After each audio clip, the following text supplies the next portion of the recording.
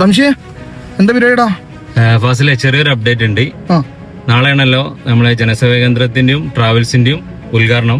അപ്പൊ നമുക്ക് കാരന്തൂർ വരെ ഒന്ന് പോയി നോക്കിയാലോ? പോയേക്കാം. ഇവിടെ എന്താ പരിപാടി? ഇതൊരു ഓൺലൈൻ ജനസേവാ കേന്ദ്രമാണ്. എങ്ങനെ?